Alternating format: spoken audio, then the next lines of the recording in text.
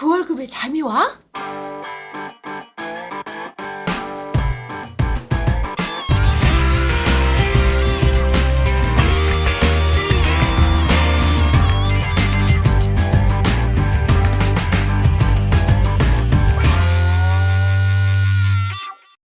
그 월급의 잠이와는 월급이 전부인 2천만 월급쟁이들의 불면증을 해소하는 방송입니다.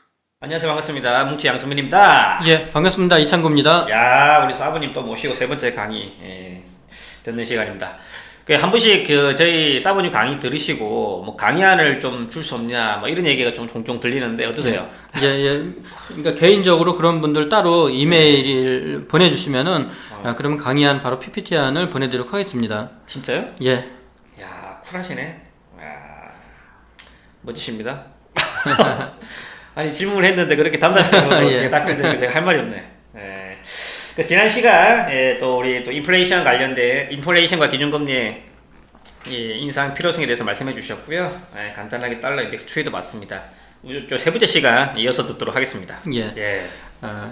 그래서 제가 이제 말씀드렸던 내용이 미국의 경기 실물적인 요인과 화폐적인 요인으로 봤을 때 미국은 이미 기준금리를 추가적으로 더 올렸어야 되는데 못 올리고 있었고 그게 이제 9월 달이든 아니면 어떤 정치적인 고려에 의해서 뭐 12월 달이든 미국은 추가적으로 금리를 올릴 수밖에 없다. 그러면 미국이 추가적으로 금리를 올리면은 우리는 어떻게 해야 되느냐라고 하는 거죠. 지금까지 한국의 추가 금리 그러니까 한국이 지금 기준금리가 1.25%포인트인데 1.25%에서 한 번 정도 더 금리를 내려서 1% 정도까지 금리를 내려야 되지 않냐 그런 기대를 시장은 하고 있었는데 그 기대가 이제는 거의 이제 이 소수의 의견으로 가고 우리나라는 추가적으로 이제 기준금리를 내리기는 어렵고 미국이 금리를 올리는 추이를 봐가면서 우리도 이제는 금리를 올려야 되지 않냐 이게 이제 다수의 의견으로 가는 것 같습니다. 그러면은 이 금리와 관련된 그런 이제 정책에 있어서 우리나라는 독립 변수가 아니에요. 그러니까 우리 독자적으로 금리를 올리거나 내릴 수가 없습니다. 우리는 종속 변수예요. 그렇죠. 세계의 기축통화 국가 그리고 우리나라는 전 세계의 이 FTA 영토를 가장 많이 가지고 있고 GDP에서 이 무역이 차지하는 비중이 가장 높은 그런 나라 중에 하나이기 때문에 우리나라의 기준금리의 인상과 인하는 이 독립 변수가 아니라 미국의 종속이 되고 실제 이제 과거의 사례들을 쭉 보면요. 미국이 금리를 올리면은 우리도 따라서 금리를 올렸고요. 미국이 금리를 내리면은 우리도 따라서 내렸고 이게 이제 계속 반복되어 왔거든요. 그러면은 지금 이제 어떻게 될 거냐? 그러니까 방향성은 분명히 미국과 따라가겠지만 이번에는 조금 다른 차별화가 있지 않겠냐 그런 생각이 이제 좀 이제 드는 게요. 이게 바로 이제 금리를 결정을 짓는 게 이 금리라고 하는 거는 우리가 이제 명목금리가 있고 실질금리가 있거든요. 이 명목금리라고 하는 거는 실제 이제 나타나는 그런 금리 현상인데 실질금리라고 하는 거는 이 명목금리에다가 인플레이션만큼을 빼주는 겁니다. 즉, 이 화폐 가치의 이 훼손을 반영을 한 실질적인 금리인데 예전에는 우리나라의 물가 상승률이 미국의 물가 상승률보다 다 높았어요. 우리나라의 물가 상승률이 미국의 물가 상승률보다 높았기 때문에 방향이 일치할 수밖에 없었던 게 명목금리와 실질금리가 비슷하게 이렇게 움직인 거죠. 근데 우리나라가 지금 구조조정을 하지 못하고 미루고 있고 이로 인해서 가계부채 저금리 상황이 지속이 되면서 우리나라의 이런 디플레이션 압력이 상당히 더 가중되면서 우리나라의 물가 상승률이 상당히 낮게 지금 이렇게 이제 유지가 돼 있거든요. 잠깐 이 지표를 한번 이제 보시면요. 이 코어 인플레이션으로 지난 이 8월 달에 미국의 코어 인플레이션이 약 한 2.2% 정도였거든요. 근데 우리나라의 이 근원 물가 지수가 1.1%였어요. 그러니까 미국보다도 거의 절반 정도 수준이고요. 여기에 더 심각한 거는 소비자 물가 상승률은 우리나라가 지난 이 5월 달부터 보면은요. 지금 현재 4개월 연속 0%대에 있고 그 0%도 상당히 심각한 지난 이 8월 달에는 0.4% 소비자 물가 상승률이 0.4%였고 이 0.4%의 상당 부분을 차지했던 게 이 부동산 가격 상승과 신선 식품 지수, 즉 농산물 쪽에 그 이상 기후 현상으로 인해서 농산물 가격이 상승을 하고 부동산 가격이 상승했기 때문에 그나마 소비자 물가 상승률이 0.4% 갔거든요.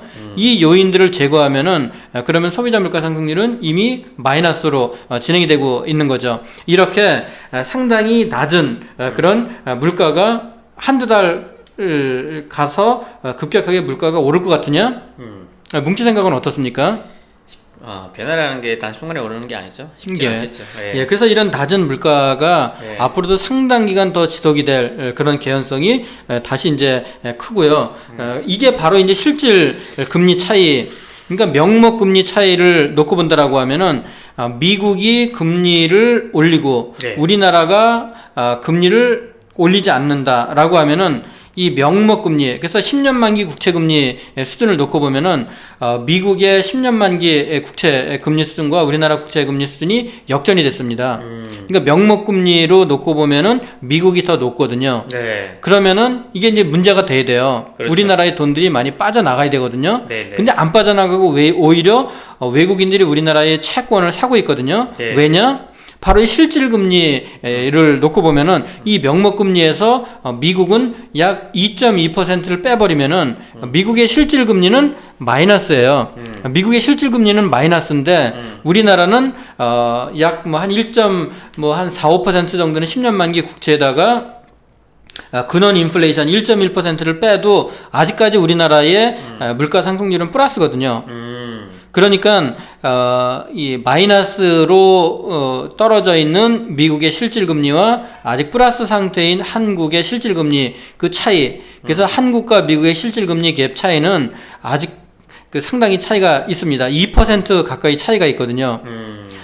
이게 바로 한국은행 입장에서는 이게 또 이 상당히 저금리 상황이 경기가 안 좋기 때문에 이런 상황이 유지가 되는데 이게 또 거꾸로 이렇게 놓고 보면은 아직도 한국은행 입장에서는 금리를 조금 더 떨어뜨릴 수 있는 여유가 있고 금리를 떨어뜨리지 못한다라고 하더라도 미국이 바로 금리를 올릴 때 이제 과거의 사이클들을 보면은 이 과거에 미국이 금리를 올리게 되면은 보통 한 3개월 길게는 한 6개월까지 더 이상 버티지 못하고 우리나라가 금리를 올리거나 내리는 그런 이제 시차를 한 3개월에서 6개월 정도 보였는데 이번에는 미국이 예를 들어서 9월 달에 금리를 올리면은 우리가 12월 달에 바로 금리를 올릴 거냐? 12월 달에 미국이 금리를 올린다고 해서 3월 달에 우리가 바로 금리를 올려야 되는 그런 압박이 크냐?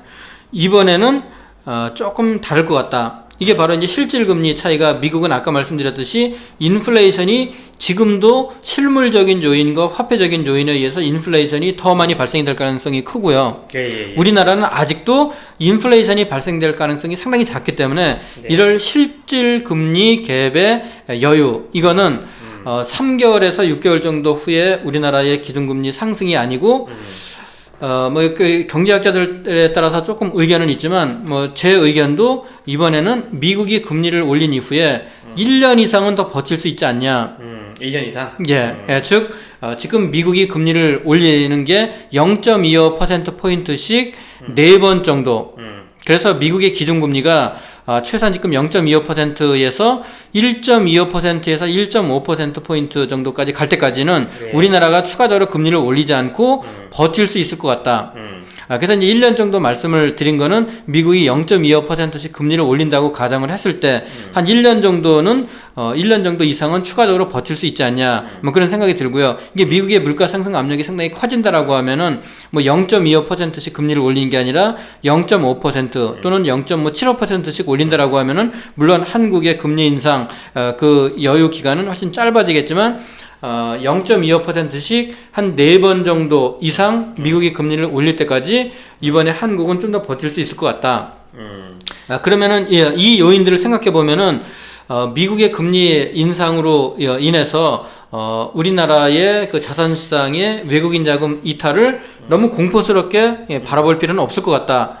이게 참 불행하게도 우리나라에서 발생되고 있는 이런 디플레이션 상황이 이 외국인 자금을 오히려 붙잡아두는 그런 요인으로 지금 작용할 수 있을 것 같다. 뭐 그런 생각이 듭니다.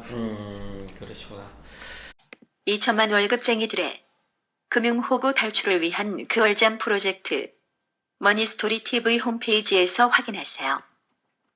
야, 이제 과거와는 조금 차별화가 있을 여지가 있다. 그래서 그런 부분들은 뭐 미국 금리 인상 속도나 그리고 폭에 따라서 상당 부분 또 변수가 달라질 수는 있다. 그리고 조금 더 버틸 여지는 있다. 좋은 얘기인 것 같습니다. 하실 또 얘기 있으신가요? 그래서 이게 부동산 시장 쪽에서, 그래서, 이게 이제 실물 자산 쪽에서도 보면은, 지금 현재 우리나라의 부동산 시장에 논란들이 참 많은 것 같습니다. 우리나라의 부동산 가격이 지금 뭐 강남 3구를 중심으로 한 이런 서울 수도권 지역은 최근에 오히려 더 가파르게 오르고 있는데, 이 가파르게 오르고 있는 이 부동산 시장에 조만간 내년 내후년의 공급에 의해서 부동산 시장이 크게 하락할 것이다 라고 이렇게 비관적인 전망을 하시는 분들도 계시고, 아니다. 이 저금리 상황이 단기간에 해결될 문제가 아니기 때문에 부동산 시장은 좀 더 갈 것이다. 뭐 이런 이 의견들이 상당히 부딪히고 있는데, 그렇죠. 저는 그 실물적인 사용 자산의 관점에서 부동산의 구입을 서울 수도권, 지방은 뭐 좀 이제 계속 고민이 가지만 이 서울 수도권 지역 같은 경우에는 저는 뭐 지금도 크게 레버리지를 일으키지 않은 상태라고 하면은 떨어진 다음에 사야지라고 이렇게 기다리는, 떨어지는 게 예상보다 하락이 쉽게 오지 않고 또 많이 떨어지지도 않지 않겠냐, 뭐 그런 생각이 조금 더 들고요. 그거는 아마도 미국이 금리를 올리는 시점이 금년도 12월 달이다. 이렇게 본다라고 하면은, 금년도 12월 달부터 아까 말씀드렸던 한 1년 정도 우리나라가 기준금리를 올리는 거를 좀 버틸 수 있다라고 하면은, 그러면은, 한 1년, 그러니까 내년 12월 경쯤부터 우리나라가 금리를 올린다라고 보면은, 우리나라의 기준금리가 뭐 1.25%에서 급격하게 금리를 올리지 못하고 서서히 금리를 올린다라고 하면은, 이거 역시도 실물 자산에 큰 충격을 주려고 하면은 한 1년 정도 이상은 지나야 될 것 같다. 그러면은 이 부동산 시장의 이 저금리로 인한 이런 풍선 효과의 쏠림 현상은 앞으로 한 2년 이상 지속되지 않겠냐, 이런 생각이 좀 듭니다. 그래서 부동산 이 자산 배분에서 아직까지 빨리 자산 배분 관점에서 이 부동산에서 서둘러서 그 자산을 줄여야 되는 그런 시기는 서울과 수도권이라고 하면은 조금 더 시간을 지켜보는 게 좋지 않겠냐, 그렇게 이제 자산 배분 관점에서 부동산을 저는 바라보고 있습니다. 좋은 얘기인 것 같습니다.